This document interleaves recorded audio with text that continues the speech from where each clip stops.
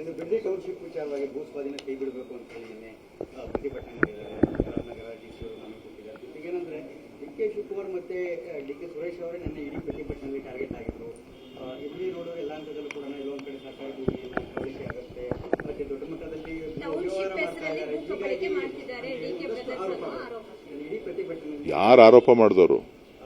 X MLA A ಮಂಜು ಇರ್ಬೋದು, ಹಾಗೇನೆ ವಿರೋಧ ಪಕ್ಷ ನಾಯಕರು ಆರ್ ಅಶೋಕ್ ಅವರು ಇವರು ಕೂಡ ತಮ್ಮನ್ನೇ ಗುರಿಯಾಗಿಸ್ಕೊಂಡು ಇಡೀ ಪ್ರತಿಭಟನೆ. ಈಗ ಆರ್ ಅಶೋಕ್ ಅವರು ಒಂದು ವಿರೋಧ ಪಕ್ಷದ ನಾಯಕರಿದ್ದಾರೆ.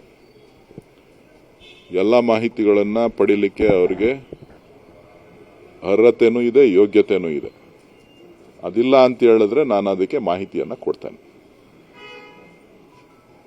ಅರ್ಹತೆ ಇರೋರು, ಯೋಗ್ಯತೆ ಎರಡೂ ಇದೆ ಅಂತ ಅನ್ಕೊಂಡಿದ್ದೀನಿ. ಅದೇನಾರ ಇಲ್ಲ ಅಂತ ಹೇಳಿದ್ರೆ ಎಲ್ಲ ಮಾಹಿತಿಯನ್ನು ಕೊಡ್ತೇನೆ. ಅನವಶ್ಯಕವಾಗಿ ಕಬಳಿಕೆ ಮಾಡಿರೋದ್ರ ಬಗ್ಗೆ ಮಾತಾಡಬೇಕು ಅಂತ ಅಂದ್ರೆ ಉತ್ತರಳಿ ಎಲ್ಲಾನು ನಾನು ಮಾತಾಡಬೇಕಾಗ್ತದೆ. ನಾನು ಮಾತಾಡಕ್ ಹೋಗೋದಿಲ್ಲ.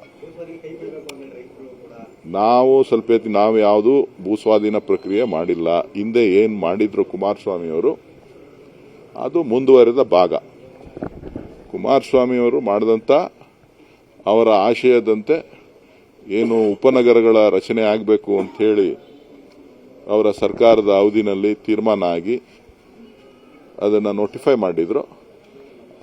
ಅದನ್ನ ಮುಂದುವರಿಸ್ತಾ ಇದ್ದೇವೆ ಹೊರತು ರೈತರಿಗೆ ಯಾವುದೇ ತರದ ತೊಂದರೆ ಆಗಬಾರದು ಅಂತಕ್ಕಂಥದ್ದು ನಮ್ಮ ವೈಯಕ್ತಿಕವಾದಂತ ಅಭಿಪ್ರಾಯ. ನಮ್ಮ ಪಕ್ಷದ ಉದ್ದೇಶನೂ ಕೂಡ, ನಮ್ಮ ಸರ್ಕಾರದ ಉದ್ದೇಶ ಕೂಡ ನಾವು ರೈತರಿಗೆ ಯಾವುದೇ ರೀತಿಯ ತೊಂದರೆ ಆಗಬಾರದು ಅಂತಕ್ಕಂಥದ್ದು. ರೈತರ ಹಿತವನ್ನ ಕಾಪಾಡತಕ್ಕಂಥದ್ದು ನಮ್ಮ ಸರ್ಕಾರದ ಗುರಿ. ಮಾನ್ಯ ಉಪಮುಖ್ಯಮಂತ್ರಿಗಳು ರೈತರಿಗೆ ಖಂಡಿತ, ಆ ಭಾಗದ ರೈತರಿಗೆ ಖಂಡಿತ ನ್ಯಾಯವನ್ನ ಒದಗಿಸ್ಕೊಡ್ತಾರೆ. ಅದು ನನ್ನ ಜವಾಬ್ದಾರಿ ಕೂಡ. ಆ ಕೆಲಸ ರೈತರಿಗೆ ಸಿಗ್ತದೆ. ಬಿಡ್ದಿ ಟೌನ್ಶಿಪ್ ವಿಚಾರವಾಗಿ ಭೂ ಸ್ವಾಧೀನ ಕೈ ಬಿಡಬೇಕು ಅಂತ ಹೇಳಿ ನಿನ್ನೆ ಪ್ರತಿಭಟನೆ ಮಾಡಿದ್ದಾರೆ. ನಗರ ಡಿಸಿಯವರು ನಮಗೆ ಕೊಟ್ಟಿದ್ದಾರೆ. ಜೊತೆಗೆ ಏನಂದ್ರೆ ಡಿ.ಕೆ. ಶಿವಕುಮಾರ್ ಮತ್ತೆ ಡಿ.ಕೆ. ಸುರೇಶ್ ಅವರೇ ನಿನ್ನೆ ಇಡೀ ಪ್ರತಿಭಟನೆಯಲ್ಲಿ ಟಾರ್ಗೆಟ್ ಆಗಿದ್ರು. ಇಲ್ಲಿ ನೋಡೋ ಎಲ್ಲ ಹಂತದಲ್ಲೂ ಕೂಡ ಎಲ್ಲೊಂದು ಕಡೆ ಸರ್ಕಾರಿ ಭೂಮಿಯನ್ನು ಕಬಳಿಕೆ ಆಗುತ್ತೆ, ಮತ್ತೆ ದೊಡ್ಡ ಮಟ್ಟದಲ್ಲಿ ವ್ಯವಹಾರ ಮಾಡ್ತಾ ಇದ್ದಾರೆ. ಇಡೀ ಪ್ರತಿಭಟನೆ ಯಾರು ಆರೋಪ ಮಾಡಿದವರು? ಎಕ್ಸ್ ಎಮ್ಎಲ್ಎ ಎ ಮಂಜು ಇರ್ಬೋದು, ಹಾಗೇನೆ ವಿರೋಧ ಪಕ್ಷ ನಾಯಕರು ಆರ್ ಅಶೋಕ್ ಅವರು ಇವರು ಕೂಡ ತಮ್ಮನ್ನೇ ಗುರಿಯಾಗಿಸ್ಕೊಂಡು ಇಡೀ ಪ್ರತಿಭಟನೆ. ಈಗ ಆರ್ ಅಶೋಕ್ ಅವರು ಒಂದು ವಿರೋಧ ಪಕ್ಷದ ನಾಯಕರಿದ್ದಾರೆ.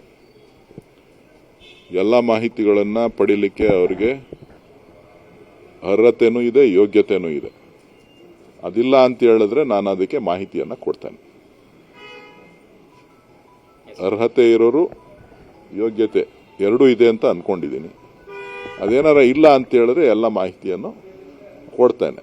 ಅನವಶ್ಯಕವಾಗಿ ಕಬಳಿಕೆ ಮಾಡಿರೋದ್ರ ಬಗ್ಗೆ ಮಾತಾಡಬೇಕು ಅಂತ ಅಂದ್ರೆ ಉತ್ತರಳಿ ಎಲ್ಲಾನು ನಾನು ಮಾತಾಡಬೇಕಾಗ್ತದೆ. ನಾನು ಮಾತಾಡಕ್ ಹೋಗೋದಿಲ್ಲ. ಕನ್ನಡಿಗರ ಮೆಚ್ಚಿನ ನಿಮ್ಮ ನ್ಯೂಸ್ 18 ಕನ್ನಡ ಈಗ ವಾಟ್ಸ್ಆಪ್ನಲ್ಲಿಯೂ ಲಭ್ಯ. ಕರ್ನಾಟಕ ಮತ್ತು ದೇಶ ವಿದೇಶದ 360 ಡಿಗ್ರಿ ಸುದ್ದಿ ವಿವರವನ್ನ ನೀವು ನಿಮ್ಮ ಕೈ ಬೆರಳುಗಳಲ್ಲಿಯೇ ಪಡೆಯೋದಿಕ್ಕೆ ಈ QR ಕೋಡ್ ಅನ್ನ ಸ್ಕ್ಯಾನ್ ಮಾಡಿ. ನಮ್ಮ ಚಾನೆಲ್ ಅನ್ನ ಫಾಲೋ ಮಾಡಿ, ನೋಟಿಫಿಕೇಶನ್ ಆನ್ ಮಾಡಿ.